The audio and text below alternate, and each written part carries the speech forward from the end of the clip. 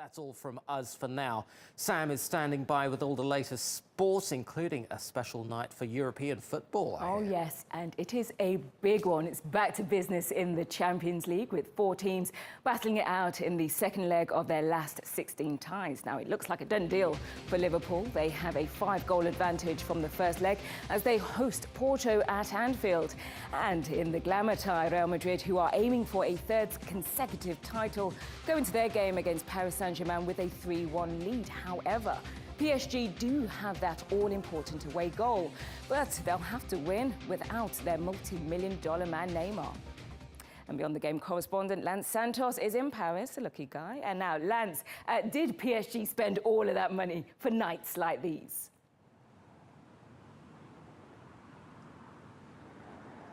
Well, absolutely, Sam. They spent more money than anyone has ever spent on one player. The project PSG is now, though, hanging in the balance. As you said earlier, they do have a crucial away goal. Remember, Paris Saint-Germain spent so much money for the Champions League. They want that elusive title, and that is why they have gone and bought a team of superstars. But as luck would have it, Neymar is not featuring. Kylian Mbappe may not also play tonight. He's struggling with an ankle injury. So, of course, their money is ironically not with them tonight. They have to return to their old guard, their old side, Angel Di Maria and Cavani to play for PSG tonight. So, yes, it is a massive, massive night for Project PSG to see if the money's been worth it. Okay, and like you just said, they spent so much money. What will happen to PSG if they are dumped out at this stage? If they're dumped out at this stage, Sam, it is officially a huge crisis in Paris because they've shown that money will not buy them Champions League. And of course, there will be a lot of inquiries into why they bought certain players. There are also delicate politics involved. Apparently, those close to the football club, Neymar is not as popular as you would think. He's unhappy that Lucas Moura was sold to Tottenham, so there's all sorts of infighting going on at Paris Saint-Germain, and they would have spent all this money to have not even got to the quarterfinals of the Champions League. It'll be a huge disaster. They are chasing the game against the European people who run Champions League football, Real Madrid. There's no tougher side to come up against. All right, Lance, thank you very much and enjoy the game. And in a battle to secure a Champions League spot for next season, Manchester United had leapfrogged Liverpool in the English Premier League in a 5-goal thriller against Crystal Palace. Now, United came from 2 goals down to beat Palace 3-2. And it was a case of cometh the hour, cometh the man, with Nemanja Matic sealing the win with a stunning stoppage time winner.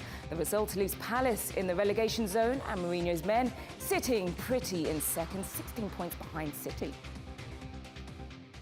The attitude was fantastic. The intensity, the quality, the dynamic, the risk, and then obviously you need that little bit of luck to win in the last minutes.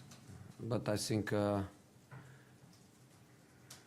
would say we deserve, because the dominance in that last half an hour was huge. It's been 8 years in the planning, but the World Cup in Russia is now just 100 days away. It's the first time the tournament will be held in the world's largest country.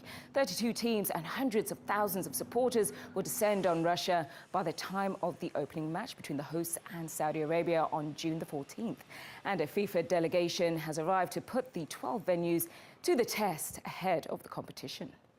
What we're looking at is really the fine details. It's the flows of the different groups, be it media, broadcasters, hospitality guests.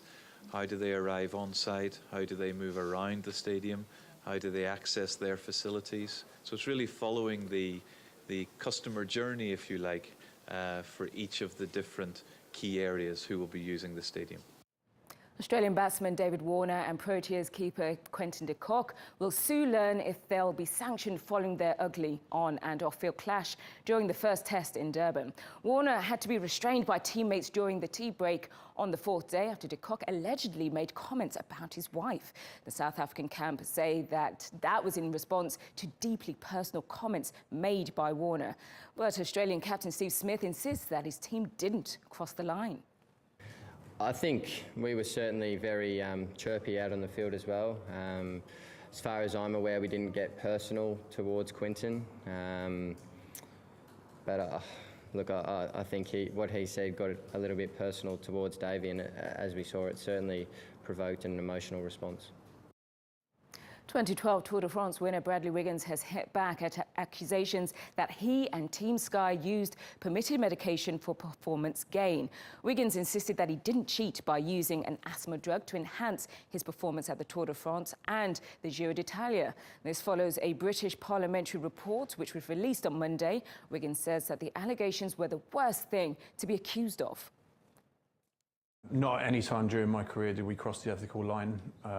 As I've said before, I had a medical condition that I went to a doctor. This has been being treated since back in 2003 when I was diagnosed with it through the doctors at British Cycling at that time.